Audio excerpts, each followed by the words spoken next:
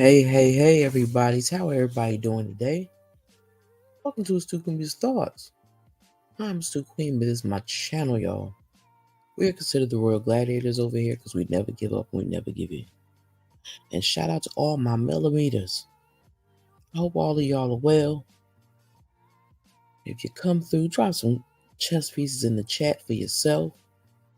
Drop some crowns in the chat for yourself for gladiators. And if you both put the crown and some chess pieces in the chat, I would truly appreciate that as well. How are y'all doing? I hope everybody's doing great. What I'm going over today? Oh, child. I am going over Women of the Bible for women of color. We are going over Mary Magdalene. We all heard about Mary Magdalene, but I know sometimes there's some things we haven't heard. So I just want to give y'all a little bit about her. Because again, this book is about the women of color from the Bible. So, as we know, Mary Magdalene was a woman of color. That's one thing I never knew. But hey, you learn something new every day, don't you? Let me get on down to reading because we're not here for a long time. But I hope you enjoy your time here. Listen, let's read about Mary Magdalene. Mary Magdalene, setting her reputation straight. Mary Magdalene is specifically mentioned 14 times in the Gospel. On 9 occasions, she is the company of other women, and the fact that she is usually named first suggests that she's more than likely played a leadership role amongst Jesus' female followers. All 4 Gospels note that Mary was among the witnesses of Christ's resurrection, and depending on which Gospel you are reading, either Jesus or an angel commissioned her to go and tell the disciples that he had risen from the dead. This is commissionary. This is commissioning to go and tell. It is an affirmation for contemporary women. Jesus was and is intentionally gender inclusive, establishing the place of women in the proclamation of the gospel through Mary. But who was this woman before her encounter with Christ? Some have said she was a prostitute. If Mary was indeed a prostitute, to have omitted this important fact from her title is contrary to the way in which the biblical written typically reports the story in the scriptures. A case in point, in Rahab, an Old Testament woman, see Joshua 2 and 1, 2, chapter 2, verses 1 through 22, and chapter 6, verses 22 to 25, who is listed in the New Testament among the faithful servants, yet she never escaped the stigma of the title prostitute. Hebrews 11 and 31, and can't think what the other one is. Oh, that's terrible.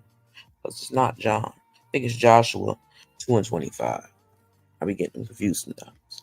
More important than the fact that Mary Magdalene is presumed to have been a prostitute in the condition in which Jesus liberated her.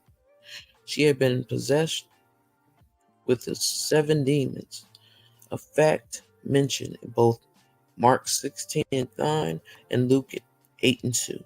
Old Testament scholars Renita Weeds in Just a Sister Away, whatever, ventures to name those 7 demons, using names that collectively describe mental, emotional, and spiritual conditions that women of all ages have struggled with. They are depression, fear, low self-esteem, doubt, procrastination, bitterness, and self-pity. We could add this list: jealousy, guilty, envy, discord, idolatry, and an unforgiving spirit. But the great physician touched Mary Magdalene and made her whole. She became a leader among women, a proclaimer of the gospel to the apostles, and an evangelist to the marginalized and servants in God's kingdom. For all women, Mary Magdalene is a model of a woman, of a wounded person who was healed and made whole by the love of Christ, and called and commissioned by Him to serve in His kingdom. What issues do you struggle with? Because we all struggle with something. Take them to God, take them to Jesus, ask for God's guidance and wisdom to bring about your healing. This is all about healing, y'all. We all have to heal something. We may not sometimes not even know that we need healing from things that happened in our past. But sometimes we do know, but we never take the time to work on them. So make sure you're taking the time to work on you before you step foot in anybody else's life, before you decide to have children, before you decide to get married. Make sure that it's a blessing from God and not just something that you want oh so bad. Because people get married for very different reasons, but some people get married just because they want to be married. And that's not a great reason to get married. So the best thing I can tell y'all to do is make sure y'all had that conversation with God. So God will let you know if He approves of that marriage or not.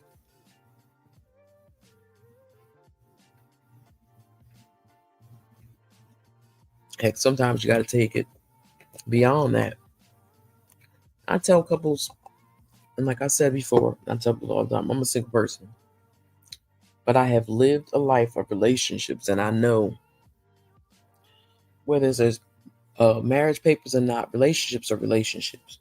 I know people say, oh, it's different when you get married. There are some things, yes, that are different when you get married. But I also know that there are some things that do not change. So you have to make sure you make those changes before you do get married. Because some people get married and they get to a point where they want outside. They don't want to be in the house with their mate. Hold on for a second, y'all. 11:11. Okay. People want to be in your presence, but sometimes you're not really to be in their presence. So Mary Magdalene let us know that no matter what you have done in your past, God can forgive you, cleanse you, heal you, and push you forward and make the brightest star in the sky. But you have to do the hard work to fix that.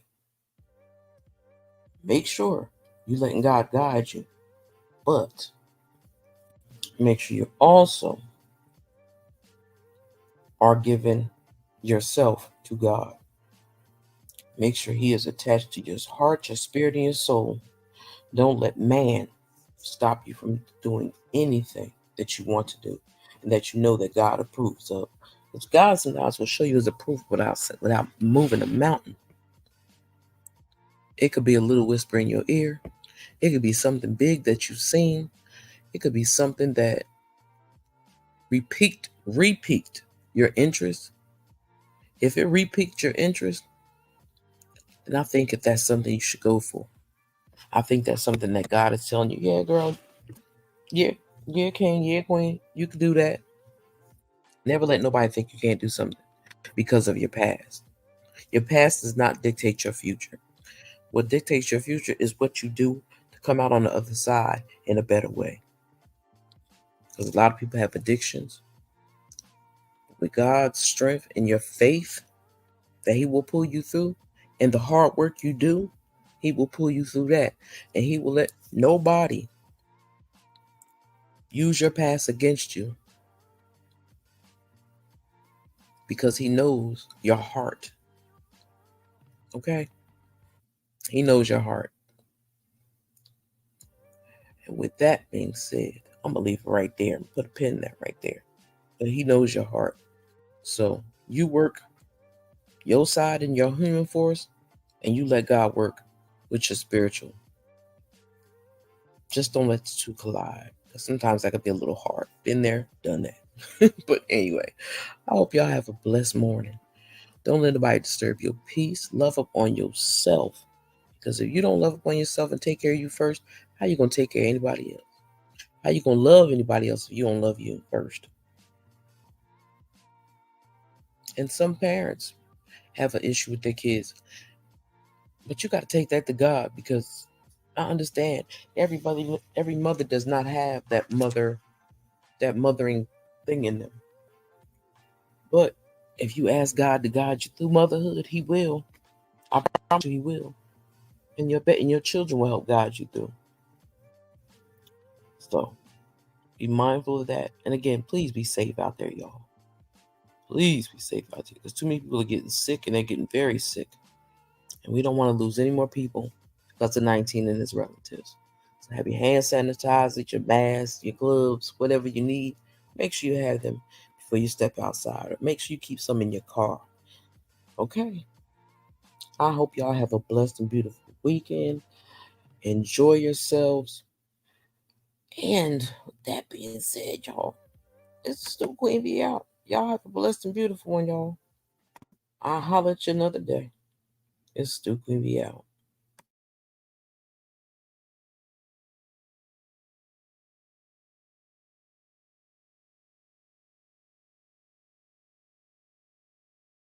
Sit on that throne, queen. Know you got that goddess energy. It's in your soul, queen. Manifesting your reality. Say these words to me. I am perfect, well protected. I am so divine. I attract what's mine. Say